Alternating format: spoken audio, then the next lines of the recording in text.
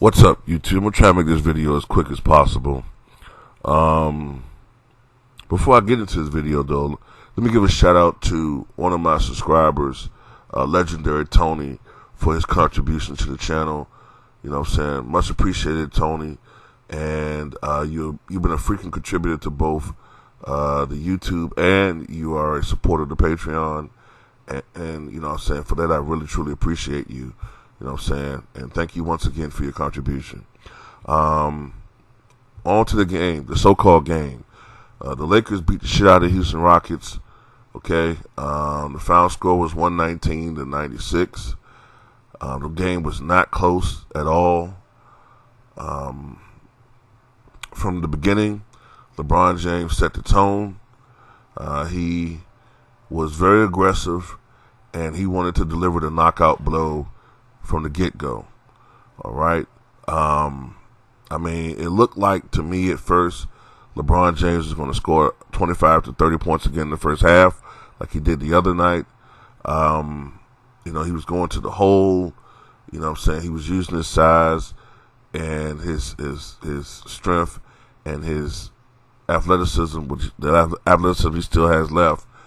And, you know, he was just like a bull in a china shop yesterday. But he was also hitting the outside shot. And at the end, man, you know, the Lakers had a double-digit lead, I mean, early on in the game. Like, early on. But as is the Lakers want, they did take their foot off the pedal a little bit. And the Rockets got back into the game. I think they cut it to maybe 7 or so. James Harden looked like he was starting to get his rhythm offensively, but then the Lakers clamped back on him again. They really bottled up James Harden in this series, man. Now, while James Harden did get 30 points last night, it was a hard-fought 30 points. And what they did, you know what I'm saying, successfully, is they did a good job of keeping him from getting to the foul line. You know what I'm saying? That's where James Harden really hurts you, is when he gets to the foul line.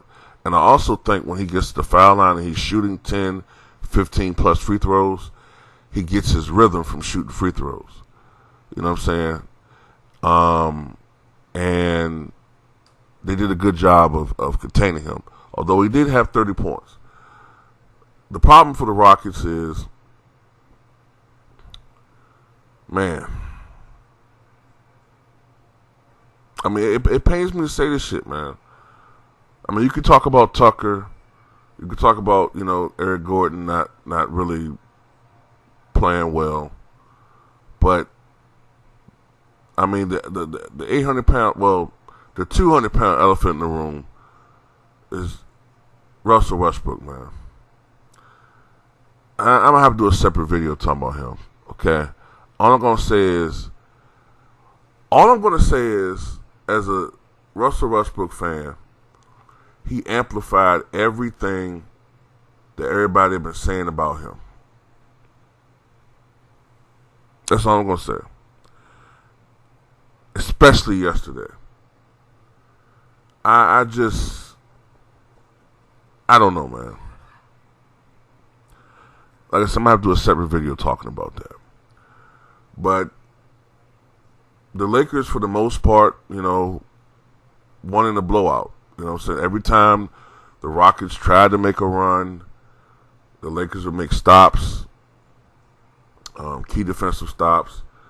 But honestly, man, I hate to say this shit, man, because it makes me look like I've been, you know, I'm wrong. I've been wrong about Russ. But Russ' decision making out there, man, I don't know what the hell he. Like when you're going through like when they're on a fast break, right? And you have right in front of you Anthony Davis, a guy that some people think should be a defensive player of the year. Why on earth are you going up for a layup over him, knowing you're going to get your shot blocked?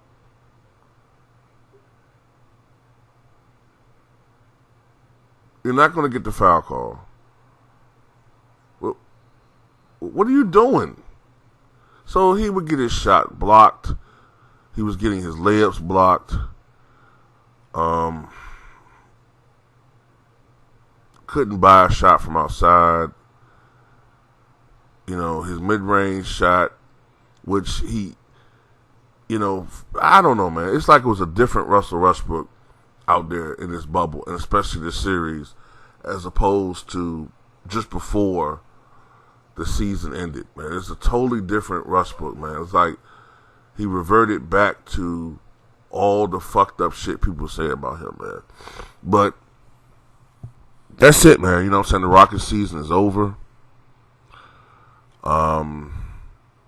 They can now join Daniel House and have all of the adult entertainment they want without the intervening wagging finger of the NBA.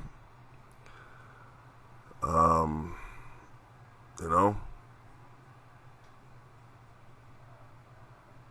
I mean, people say they need to trade Westbrook, but I looked at that contract, and he still has $131 million left on his contract for the next 3 years.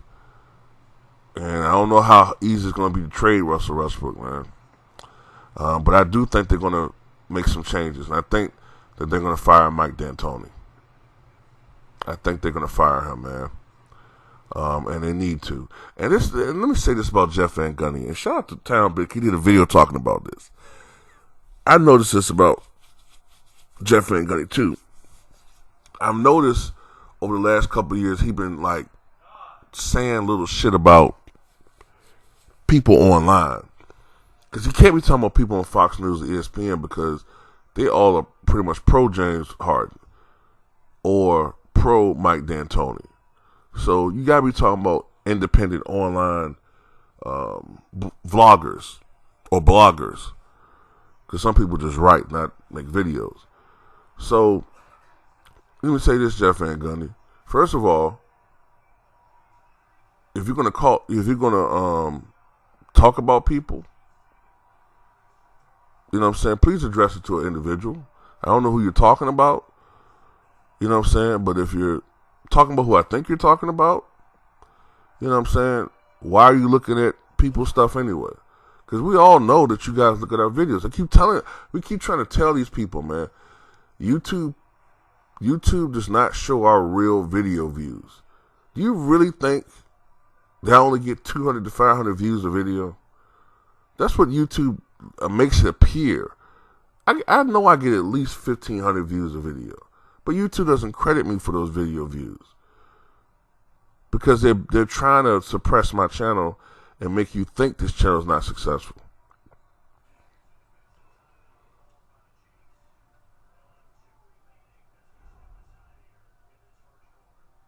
But, you know what I'm saying, they do that with everybody. But anyway, this is not about me. Jeff Van Gundy, first of all, James Harden is a playoff failure, okay? Stop making excuses for him. Every playoff series, this guy underperforms. When his team needs him to step up, he underperforms. He underperformed in 2012 when he was a sixth man with OKC. Okay. Yeah, terrible series there. He underperformed last year in Game 6 when his team was at home. They didn't have to worry about Kevin Durant. And Steph Curry went off in the second half of that game while James Harden choked in the fourth quarter. Okay. Now, if you look at the stats, yeah, he had 35 points, but he should have had 45 or 50. Because he didn't do shit in the fourth quarter, and he kept turning the ball over. He turned the ball over left and right in the fourth quarter. Okay? The year before that, James Harden and his team blew a 3-2 lead. They were at home. Okay? That's the game where they infamously went 0 for 27 for 3 and missed a ton of free throws in the game, and they still only lost by 8 points. So that was more on Mike D'Antoni than anything else. Against the Spurs, what was that, 2017? Maybe, or 16? Can't remember which year it is. He played so terribly in that elimination game where they lost by almost 40. I thought that he was blowing the game on purpose. I literally thought he was blowing the game on purpose. Then there have been other playoff series where he was needed and he was non-existent.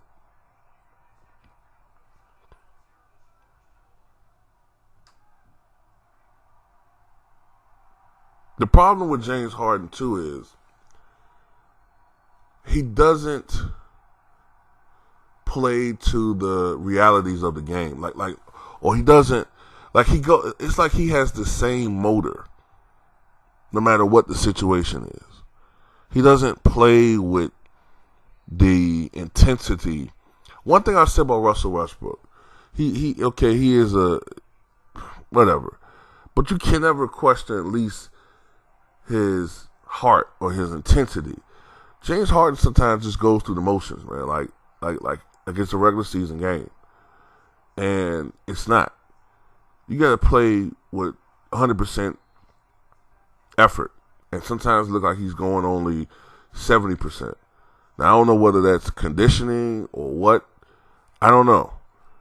I don't know, man. I really don't know. But at the end of the day, the season's over with, and the Rockets are going home, and they're going to have to make some serious changes. You know what I'm saying? Serious. But I hope this is the death of small ball. I hate it. I cannot wait until the NBA reverts back to its old ways and you see the reemergence of the dominant big man. That's why I partially root for Giannis so much, because the NBA is a copycat league, and I hope that Giannis wins championships so you can start seeing a reversal of just three-ball shit and go back to at least when they were only taking 23s a game. You know what I'm saying? Some mid-range, you know what I'm saying? Some inside game. I want to see more bigs, man. But this three-ball shit, man, you know, it's for the birds, man. And I like the three-point shot, but it's overkill. So, congratulations to the Lakers. The Rockets should be ashamed of themselves. And I don't know what's going to happen to Russell Westbrook, man. I really don't. But, you know, that's why I said the other day, people paying me, saying I know I was talking about. That's why I said that the way Russ is playing, and you look at the realities of the situation, that's why I said I could see him out the league in 2 or 3 years. You know what I'm saying? But it is what it is. Tell me what you guys think.